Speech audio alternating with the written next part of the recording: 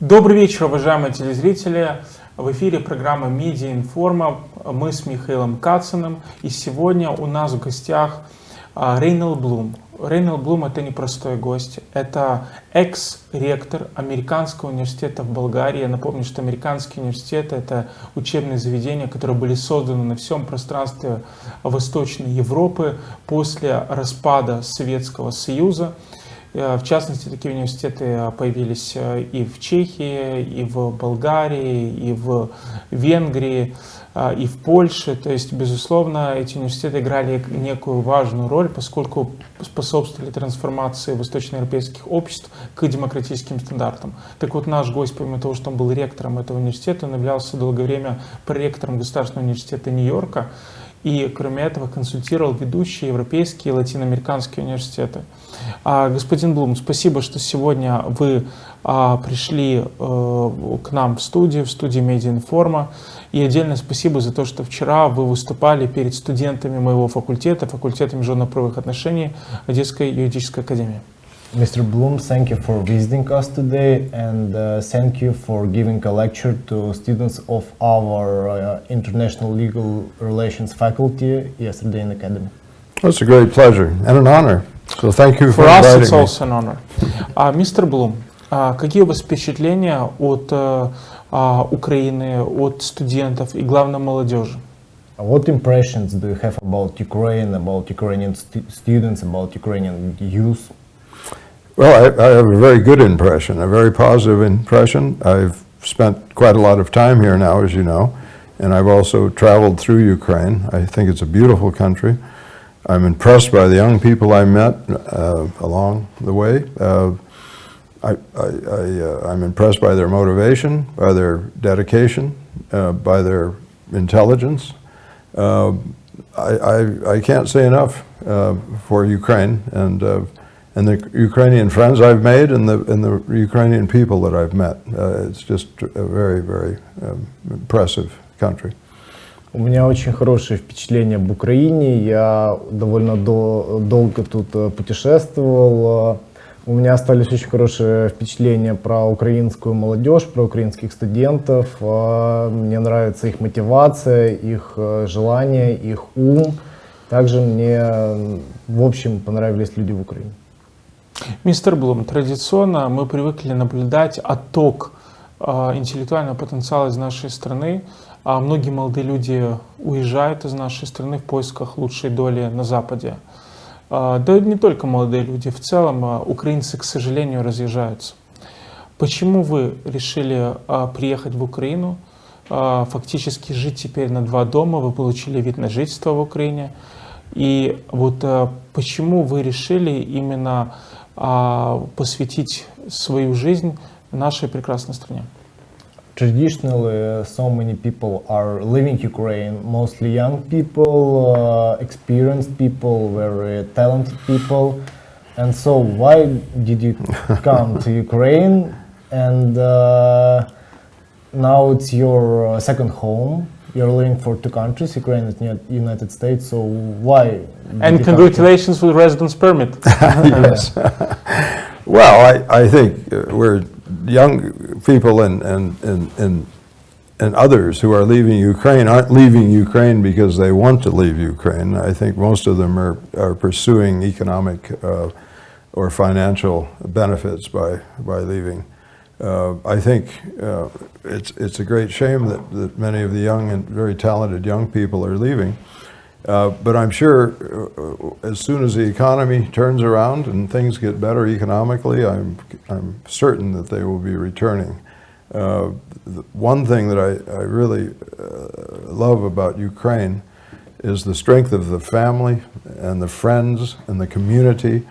And when young people leave Ukraine and witness that, especially in the United States where I live, and increasingly in Western Europe, that some of the community ties, family ties, and so forth, are not nearly as strong. And I think most people want to live in their own country. So I'm certain that as soon as things improve economically, that there will be a reversal of that trend, and that these young people and others, I mean, they're not all young, of course, but they'll be coming back. I'm sure of it. Молодые люди покидают Украину прежде всего из-за социальных и экономических причин, но я уверен, что как только экономика пойдет вверх, как только начнется экономический рост, очень многие люди вернутся. И когда я приехал в Украину, я видел, что тут очень сильные традиции, очень сильные семейные ценности и вообще связь между людьми, тут очень сильное общество. И когда молодые люди уезжают в западные страны, например, в США, откуда вы родом, они видят то, что там эти традиции, эти ценности, они не такие сильные. И я уверен, то, что в скором времени все поменяется, вместо оттока начнется приток украинцев назад. Мистер Блум, на Западе традиционно есть некая смычка между, с одной стороны, учебными заведениями, а с другой стороны, бизнесом. Тем самым обеспечивается некая актуализация высшего образования. Какую роль, на ваш взгляд, играет эта смычка в целом в развитии американских университетов и как обеспечить в нашей стране понимание и коллаборацию между образовательным учреждением и бизнесом? In Western countries, like in USA, between university and business, it is a strong connection, and that is the reason why the education in USA is very valuable, and how Ukrainian universities can create this connection with the business here, and how do you think we can improve this? Well, I think that's a very important observation. There are very strong ties between the private sector and business community and the university. Frequently we find that small business startups, we call them incubators, are in the vicinity of a major university. So that the relationship between the scientists and the educators at the university and the interaction with businessmen is a very positive result of this. And it's very important both for the development of the small businesses, the new businesses, but also for existing ones. And it's also valuable to the university because students do internships, professors have practical experience in doing consulting, in applying their research to a new business startup. So there are a lot of advantages for this relationship between a university and a business community, for sure. And so I think in Ukraine, first of all, they need to strengthen the economy, so the economy turns around, that there is an opportunity for new small businesses to develop. And I can see that's happening already. There needs to be investment.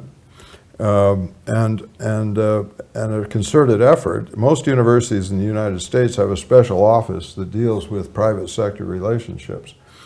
So there should probably be an office that dedicates itself to helping to form these relationships with the private sector. В Соединенных Штатах связь между университетами и бизнесом, частным сектором в целом, очень сильная и важна. В частности, это очень заметно на фоне малого бизнеса, мы их называем инкубаторы. Очень многие малые бизнесы находят непосредственной близости к университетам, имеют очень тесные связи с ними. Также очень тесные связи с уже существующими компаниями, и это хорошо для бизнеса, потому что они получают приток молодых работников, и для университета, потому что не дают своим студентам стажировки, а своим профессорам возможность практических применить свои знания на практике и консультировать бизнес. Я считаю, что как только в Украине пойдет рост экономики, то эта связь между бизнесом и университетами, она также станет теснее. А также я хочу сказать то, что в Соединенных Штатах при каждом университете есть отдельный департамент, который занимается связями с бизнесом и частным сектором.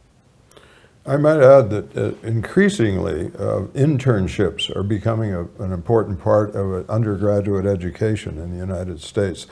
So that students are encouraged to do to work for a company or for a public organization and gain Practical skills. practical experience and that applies to their major subject.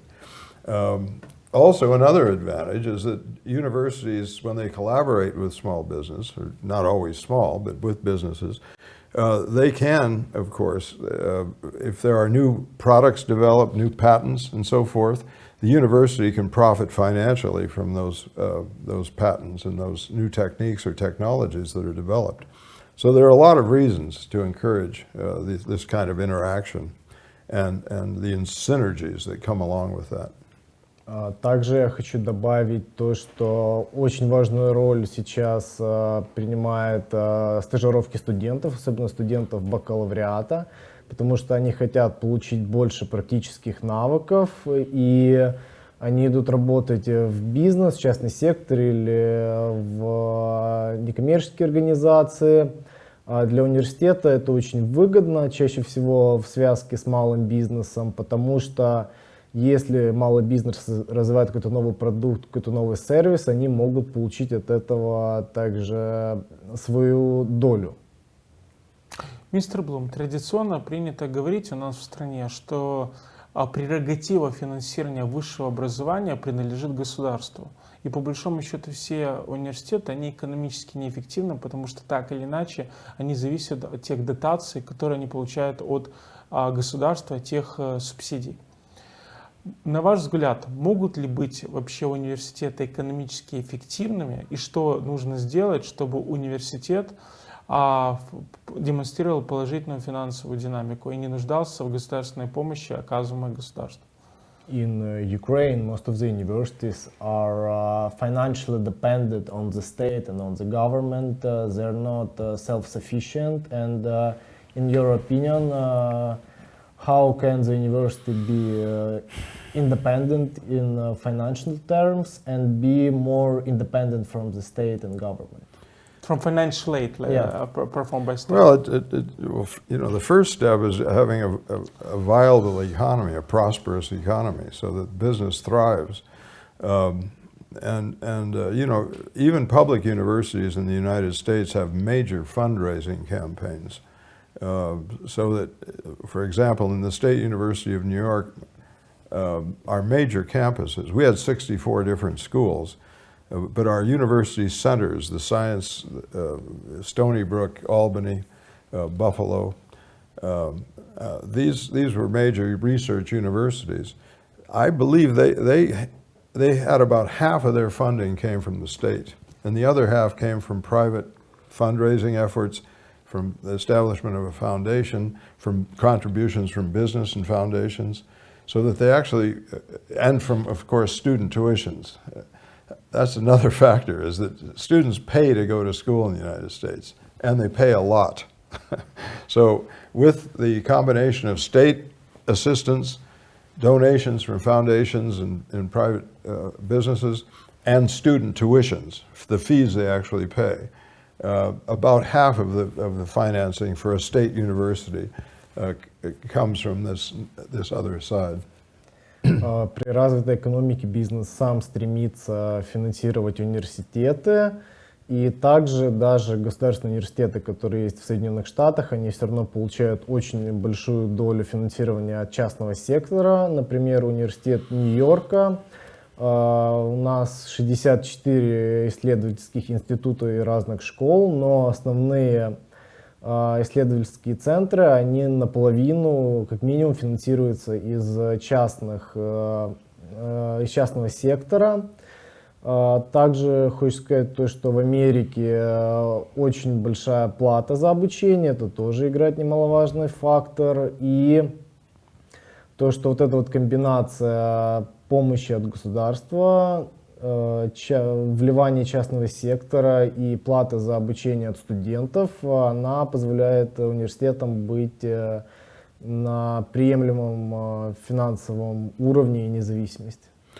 Just let me add to that, if I may, 2 points. One is that the oldest and most prestigious universities in the United States have huge endowments of money that they've collected over their hundreds of years of existence. some universities have more money than countries in the world. So that's one side. These are, you know, the Harvards, the Princetons, Yale, the Ivy League schools, these older schools that have had a long history of fundraising and have accumulated monies in their foundations that they invest then in the stock market, in bonds and so forth, and generate income. So that's one factor. The other side is that student tuitions have gone up enormously. When I was a student, and this has been a long, long time ago, in California, we essentially had free education. It cost very little money to go to school. I think I paid $100 a semester, $200 a year.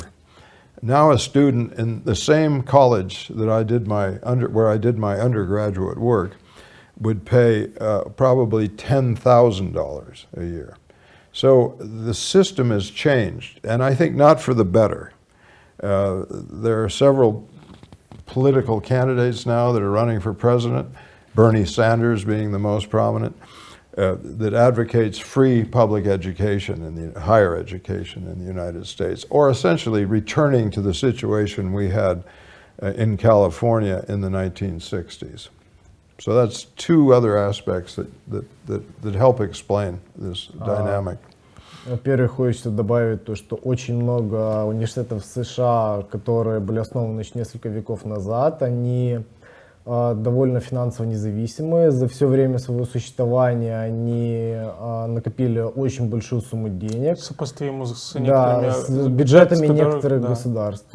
Также они привлекают деньги, они выпускают свои акции на фондовый рынок, они организовывают сбор средств, и поэтому у них нет проблем с этим. А во-вторых, хочу сказать, что за последнее время в Соединенных Штатах идет тенденция, не очень хорошая, по моему мнению, что стоимость высшего образования просто очень высокая. Когда я учился в штате Калифорния, я платил в своем колледже $200 за год, за 2 семестра. Сейчас стоимость обучения в этом же колледже составляет больше несколько десятков тысяч долларов. И многие политики, в частности Берни Сандерс, который выдвигает свою кандидатуру на пост президента США, предлагает... От демократической партии предлагает сделать государственное высшее образование бесплатным или хотя бы вернуть его на тот уровень по ценам, который был вот когда я заканчивал. But again, this is an interesting topic, and I'd like to pursue it. And I want to explain that the United States is in an extraordinarily advantageous position. It has been since the Second World War. And we've had this remarkable growth in our economy. When I was a student, when I was in an undergraduate in California, the gross domestic product of the United States was less than $1 trillion a year. Now it's $23 trillion a year. So it's gone up 23 times in that period. Yeah. So there are enormous resources that we have in the United States that aren't available to other countries. I mean, they just don't have that enormous economy. And again, I don't attribute it to any special talent that the United States has. We've been very lucky, geopolitically and economically.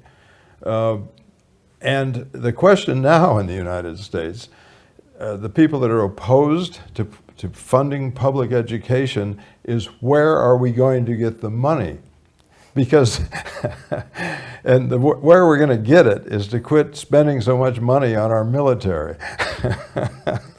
Это очень интересная тема, и я бы хотел сказать то, что Соединенные Штаты находятся в мире в привилегированном положении, особенно со времен окончания Второй мировой войны.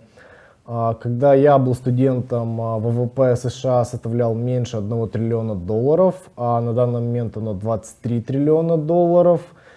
И проблема в том, что когда сейчас поднимаются вопросы про то, чтобы с каких средств финансировать высшее образование в США бесплатно для студентов, многие люди задаются вопросом, где же его взять, потому что из-за нашего геополитического статуса мы вынуждены очень много денег тратить на армию, на остальные расходы, и поэтому мы не можем финансировать бесплатное высшее образование. Мистер Блум, мы постсоветская страна. И, безусловно, у нас как бы выстраиваются взаимоотношения внутри университетов в соответствии с некой западной системой координат. И, конечно же, очень важным вопросом является установление некой взаимосвязи и корпоративной культуры внутри университетов. Насколько в западной системе образования давлеет авторитет, например, заведующего кафедры над преподавателями, и насколько преподаватели в западной системе координат подвержены неким влияниям со стороны менеджмента университета либо менеджмента кафедры? We are the post-Soviet country, and we are trying to take the Western style in terms of the corporate culture. And my question is, in United States, does faculty staff have influence on the professors, or maybe the management of the university or other staff of the university? Do they have any influence on the professors? Oh, absolutely. We call it university governance, the management of the university. And faculty is very much involved in the management. There are committees for curriculum, there are minutes for budget. I served on most of these committees when I was a young professor at the State University of New York. And it's very active. Now, it's always a negotiation because there is a president, there are the deans, so it's a combination, but the faculty definitely has input. And also, we have unions in the United States, faculty unions, so that the faculty members can negotiate as would any other labor union. So I think that's one very important difference between the situation here, as I understand it, and the United States, is that the faculty is much more engaged in the management of the university. But that's not to say it's perfect, and that's not to say that the faculty gets their way, but they have input into the decisions. В Соединенных Штатах у нас есть такая ситуация, мы называем это студенческим, университетским управлением. У нас есть очень много комитетов, комитеты по бюджету, по образовательной программе, и, конечно же, они имеют очень большое влияние на учебный процесс. Также у нас очень много союзов факультетов, они чем-то похожи по своему смыслу на профсоюзы. Я сам принимал участие и в комитетах, и в союзах, но я бы не сказал, что это определенно лучший путь развития. Мистер Блум, у нас заканчивается время, и я вам задам последний вопрос. Вы знаете нагрузку преподавателей в украинской системе образования, знаете уровень оплаты труда, которая по большому счету несопоставима даже с уровнем оплаты труда в Восточной Европе. На ваш взгляд, возможно ли повышение конкурентоспособности украинских университетов без надлежащей оплаты труда преподавателей в наших университетах? We are running out of time, and my question is, you know how hardworking is Ukrainian professors, and you know the salaries they get? How they're underpaid? Yeah, and in your opinion, can Ukrainian universities be competitive in Eastern Europe, in Europe in general, if without increasing salaries? Yeah, increasing salaries of the staff like professors. We have 1 minute. Okay.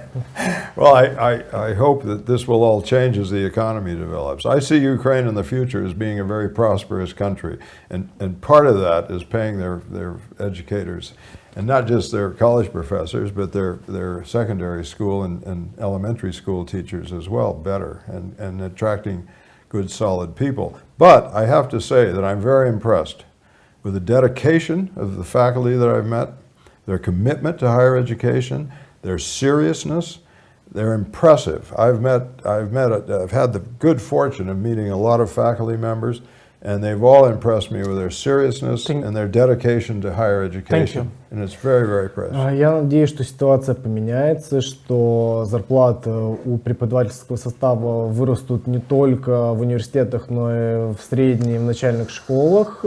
И я хочу сказать, что несмотря на тот уровень зарплат, украинские преподаватели, они меня поразили своей отданностью своей работе и тем, с каким фанатизмом они это делают, несмотря на уровень оплаты труда. Я надеюсь, что ситуация поменяется.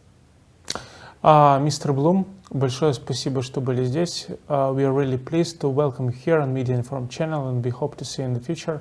Уважаемые дамы и господа, дорогие зрители, спасибо, что были с нами на Media Inform. Увидимся уже очень скоро.